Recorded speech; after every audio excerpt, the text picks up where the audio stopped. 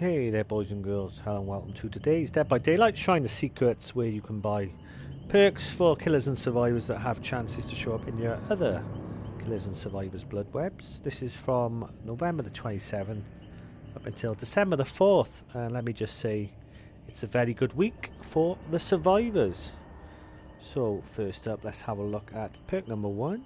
It is called Franklin's Demise.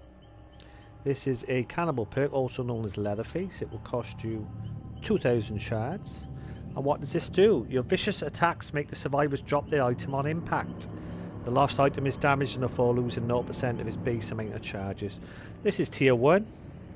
If you get Franklin's Demise up to tier 3, they actually lose 10% of their charges every time you hit them. So if they got a torch or a medkit, whatever, they will drop the item and it will lose 10% of its charges.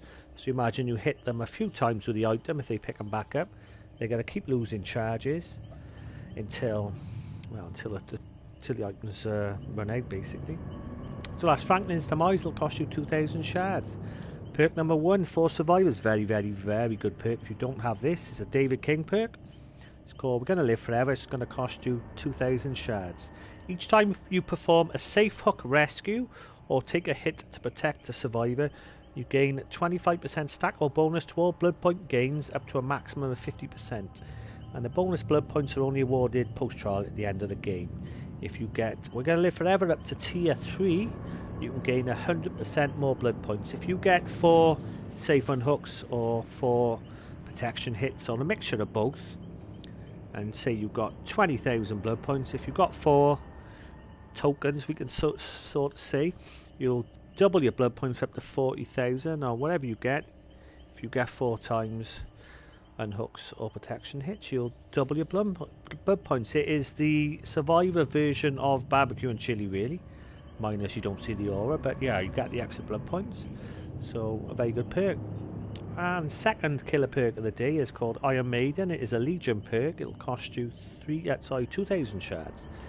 You open lockers 30% faster, and survivors who exit lockers suffers from the exposed status effect for 15 seconds, and their location is revealed for 4 seconds. So basically, you open lockers faster, and you can one it down if you can get to the survivor within 15 seconds. Pretty difficult, because if the killer's close to you, they probably are not going to be in the locker.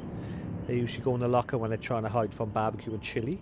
The only difference between tier 1 Iron Maiden and tier 3 is you open lockers 50% faster. And bear in mind, when it says your location is revealed, it's not like an aura like barbecue and chili. It'll just be like Rancor, where you can see a rough idea where people are. Not an amazing perk in my opinion. And last but not least, what a perk if you don't have it. If you don't play Claudette Morale, you haven't bought this in the shrine. It's called Self-Care. It'll cost you 2,000 shards. This one is brilliant.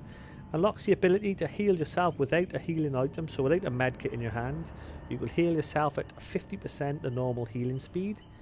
Increases the efficiency of healing items self-heal by 10%. So if you're carrying a medkit, you'll also be 10% more efficient. If you get self-care up to tier 3, the only difference is the items that you are holding in your hand, medkits, etc., will be 20% more efficient, so they will last a little bit longer. That's more of an added bonus. It just means you can heal yourself without any items in your hands. So, quick recap for the killers. Not a great week at all. I would say Franklin's Demise at the 2. I don't rate Iron Maiden.